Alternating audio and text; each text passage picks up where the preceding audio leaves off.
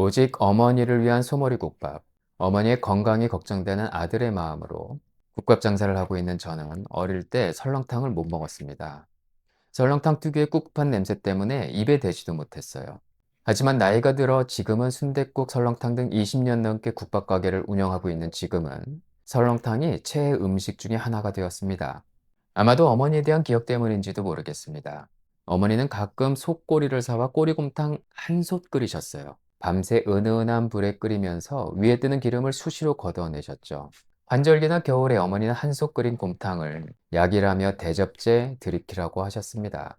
가늘하지 않은 곰탕은 그냥 뜨거운 국이었어요. 약처럼 먹으라며 가족을 위해 끓이셨던 어머니 곰탕. 요즘처럼 추운 날씨면 일산에 계시는 어머니와 곰탕이 생각나곤 합니다. 일요일 아침 9시 정도면 어김없이 찾아오시는 노부부가 계십니다. 우리 식당에 소머리국밥을 드시기 위해 일주일에 한 번은 꼭 들리십니다. 아침 일찍 주일 예배를 마치고 집으로 돌아가시는 길에 80은 넘어 보이는 노부부가 손을 꼭 잡고 가게로 들어오십니다. 부모님께 하듯 너무 반갑게 인사를 드리고 주문 메뉴도 묻지 않고 저는 항상 드시던 소머리국밥 2개를 가져다 드립니다.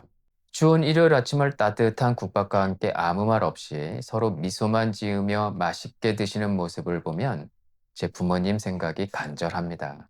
소머리국밥의 탄생 비하인드가 있습니다. 남편에 대한 사랑과 정성으로 탄생했다고 하는데요. 1970년대 한 여인이 포장마차를 하며 어렵게 생계를 이어가고 있었습니다. 생계도 생계지만 허약한 남편의 잦은 병치레로 생활은 더 힘들었다고 합니다. 하지만 아내는 굴하지 않고 어떻게든 남편 건강을 위해 좋은 음식을 만들어 먹였지만 남편의 몸은 쉽게 좋아지지 않았습니다. 아내의 지극정성이 소문이 나면서 도축장에서 일하던 이웃이 소머리를 다려 먹이면 오장육부 기능이 좋아진다는 말을 하고는 소머리를 아내에게 주었습니다. 아내는 생전 처음 보는 소머리를 정성스레 끓였지만 남편은 특유의 누린내 때문에 먹을 수가 없었습니다. 아내는 여기서 포기하지 않고 각종 채소를 넣고 끓이는 등 특유의 누린내를 잡기 위해 노력했습니다. 갖은 방법을 동원해 누린내를 잡고 포장마차 손님들에게 선을 보였더니 반응이 뜨거웠습니다. 비법을 묻는 사람들에게 흔쾌히 비법을 알려주었고 남편은 그 사이 기력을 회복했다고 합니다. 작은 포장마차는 입소문을 타고 식당이 되었고 주변 식당들도 업종을 바꿔 소머리 국밥을 하게 되었다고 하는데요. 주변 식당과 함께 누린내를 잡는 비법을 연구하면서 소머리 국밥촌을 형성하게 되었다고 합니다. 여기가 그 유명한 곤지암 소머리 국밥촌입니다. 곤지암은 소머리 국밥촌이 생길 수 있는 좋은 입지 조건을 가진 곳입니다. 우시장이 있어서 질 좋은 소머리를 조달받을 수 있었고 교통이 발달해서 사람들이 오고 가며 넉넉한 한 끼를 때우기에 안성맞춤이었던 곳이죠. 실제로 조선시대에는 주막촌이 있었고 보부상과 우전상인 등 장사꾼들이 들락거리는 길목이기도 했습니다. 1980년대 초반에 포장마차에서 식당으로 넓히면서 아직까지 변함없는 맛을 이어가고 있다는 것이죠.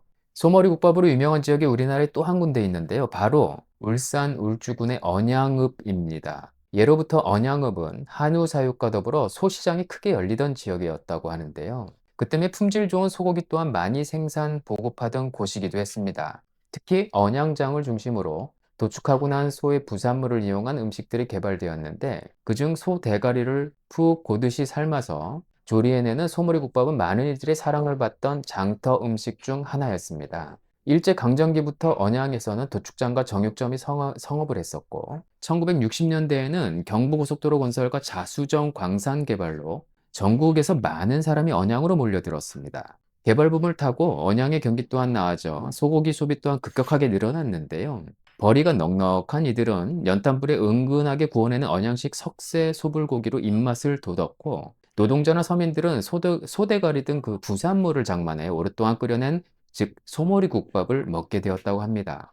요즘도 소머리국밥 한 그릇 먹으러 언양장 간다는 말이 있을 정도로 언양 사람들에게는 추억의 음식으로 널리 사랑을 받고 있습니다. 일제강점기 제야지식이었던 이용기 선생의 편찬에서 우리나라 근대 3대 요리책 중 하나로 평가를 받는 조선무상 신식요리제법의 쇠머리 편육편을 살펴보면요. 새 머리에는 12가지 맛이 있다며 그중 소혀와 소혀 밑살 등이 상급이라고 기술하고 있습니다. 설설 끓는 곰탕을 한술 뜹니다. 어렸을 적 어머니께서 뜬 눈으로 밤을 새우다시피 하며 오랜 시간 정성으로 푹 우려내었던 소뼈 곰탕이 생각납니다. 온 입안을 감싸는 감칠맛은 그야말로 온 침샘을 폭발하듯 자극합니다. 그런데도 국물 본연의 뒷맛은 개운하고 담백합니다. 그러하기에 질리지 않고 계속 숟가락을 들게 하는 매력을 가집니다. 뜨거운 국물이 추운 날씨에 얼어있던 몸을 일시에 녹이는 듯 흔쾌해집니다. 일요일 추운 아침마다 우리 집을 찾아오시는 노부부께서 소머리국밥의 국물을 한 술 한 술 뜰 때마다 주름진 얼굴 사이로 편한 만족감을 느끼시는 그 느낌 말입니다. 국밥 속의 소머리 고기는 다양한 육질과 식감을 맛볼 수 있는데요. 볼살 껍질 부분은 쫀득쫀득하고 안쪽 부분은 부드러우면서도 고소합니다. 혓살은 연하고 야들야들하면서 풍미가 좋습니다. 저희 식당 메뉴는 단촐합니다. 소머리국, 순댓국밥, 그리고 설렁탕. 이 세 가지가 다입니다. 크게 고민할 필요가 없습니다. 그중 소머리국밥은 고기 반, 밥 반입니다. 어디에서도 볼 수 없는 고기의 양이 손님들의 입가를 흐뭇하게 만듭니다. 고기를 먼저 양념에 찍어 먹고 국물에 소금 간을 해서 국밥을 먹으면 됩니다. 처음에 고기 양에 놀랐다면 이제 맛에 놀라실 차례입니다. 소머리국밥은 국밥과 함께 하는 김치 또한 서로 잘 어울립니다. 배추김치, 깍두기 2종이 있는데 배추김치는 배추의 사각되는 조직감이 살아있으면서도 양념이 김치 속으로 잘 스며들어 시원하고 맛이 깊이가 있습니다. 깍두기도 이 맛을 개운하게 가셔주는 역할을 하게 해서 짙은 풍미의 소머리 수육을 젓가락질 하게끔 합니다. 마지막으로 국물을 반쯤 먹고 난 후 양념장을 풀어서 한 숟가락 떠봅니다. 국물 맛이 전혀 다르게 변신을 해요. 맛의 진폭이 더욱더 넓어졌다고나 할까요? 더 구수해지면서 감칠맛은 살아나고 약간의 매콤한 맛이 추가돼 개운해지기도 합니다. 소머리 국밥을 만들면서 제일 먼저 생각하는 것은 우리 부모님이 안심하고 건강하게 드실 수 있는 그런 음식입니다. 어머님이 자식들 건강을 위해 밤새 우려내신 소뼈 국물과 같은 정성, 속에 부담을 주지 않으면서 나이 드신 분들도 편하게 씹을 수 있는 선별한 소머리국이 어릴 적 어머니에 대한 기억과 일요일 아침마다 찾아오시는 노부부의 모습을 생각하며 매일매일 국밥을 만들고 있습니다. 간혹 밥을 국에 말아 먹으면 위에 좋지 않다라는 말을 하곤 합니다. 특히 나이 드신 분들한테요. 한국 사람들이 위장병이 유난히 많은 이유가 밥에 국을 말아 먹는 식습관 때문이라는 내용을 저희도 TV를 통해 본 적이 있습니다. 의사들이나 전문가들이 지적하는 핵심은 세 가지 정도예요. 첫째, 너무 빨리 먹는 식사 속도.